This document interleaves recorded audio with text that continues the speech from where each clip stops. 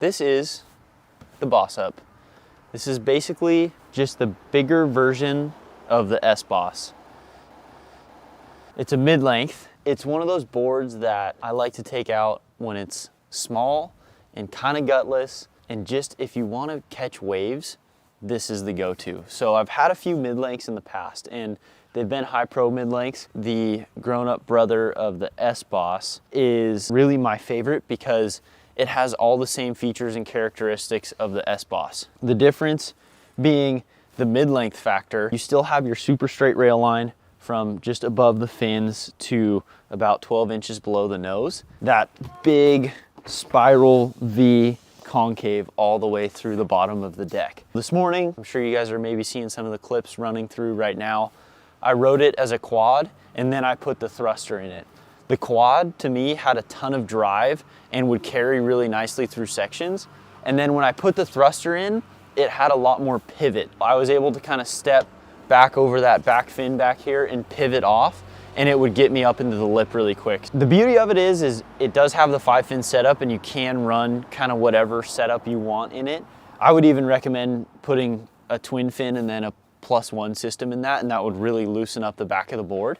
And if you're not used to riding a mid-length, that's something that you could kind of throw in there and feel that difference and get the pivot that you're looking for without losing the ability to generate speed. This one here is 6'8", 20 1/4, 2 7/8. Almost 3 inches thick, 40.1 liters, 13 liters more than I would normally ride in my regular S-Boss. Amazing paddle power, and then you don't lose maneuverability, which is, I think, a huge factor in a mid-length. Traditional mid-lengths, you know, they're kind of slow and luggy through waves, whereas this thing just carries a ton of speed and actually acts more like that high-performance shortboard. And it utilizes that spinal V all the way through. So you're tipping off of the board more than utilizing the rail line. Your rail line is where you're just gonna generate a ton of speed from this board. Fins I rode this morning, like I said, was the quad and the thruster, particularly the Endorphins thruster set. This is a large. I also ran the large quads in the rear. Large fins for me on a large board, and the board still had a ton of maneuverability. If you're a little bigger, or if you need a little extra paddle power, or you just want a board that you can coast into waves on and catch the waves that nobody else is looking at, I think this is your board. I would even go as far as to say I would take this thing out on a decent sized day at like sunset, maybe even ride it at like a roping point break like Pavones or Rincon, or just something where you're looking to maximize your wave catching potential on crowded days. I had a lot of fun on it this morning. Caught a lot of waves that nobody was even looking at. I actually got a little air reverse off on it. So I think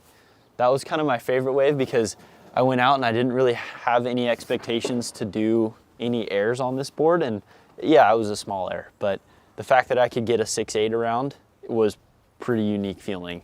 This particular model, this is the Ibolic, so it has that I-beam stringer running through. It's got a good flex in it. I feel like the flex pattern's perfect for the board. It doesn't overflex or underflex in particular sections. Lightning fast for a mid-length, couldn't believe it. Yeah, I'm running the Action 5-piece pad in the back. That's kind of my favorite pad.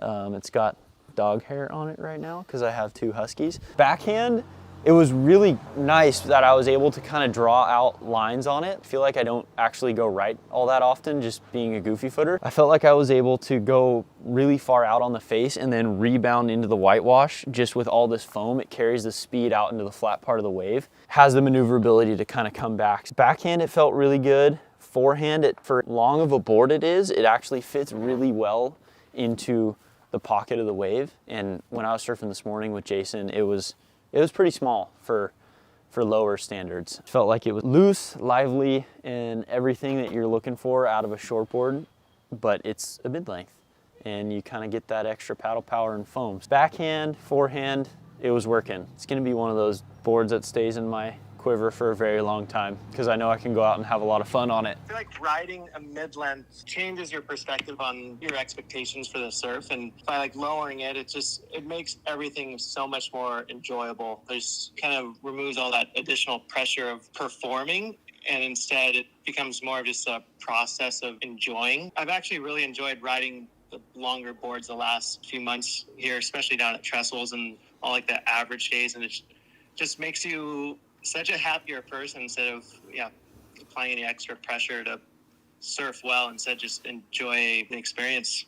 How you're kind of able to be out there and being on a mid-length that almost puts you into like a different position in the lineup where all of a sudden you're seeing waves and you're able to like track down waves from way further away that might swing wide or something. Like I know you did that on a few of the rights this morning where we were sitting on the peak and a wide like west set would come in and move down the point and you were able to just track it down, which I feel like it almost puts you into a different position in the lineup that you wouldn't normally be in on a short board. I know once you're on like those sub 30 liter boards, it's your radius of catching waves is so small. Yeah, riding the mid-length, it expands your radius significantly where all of a sudden an insider is catchable. The ones that shift wide that no one's even looking at are now obtainable and rideable. So it just expands your reach in a lineup. Did you notice like with the additional length, so there's a little bit more swing weight, that you definitely had to adjust your positioning like on the board, but also like how much more time it would take for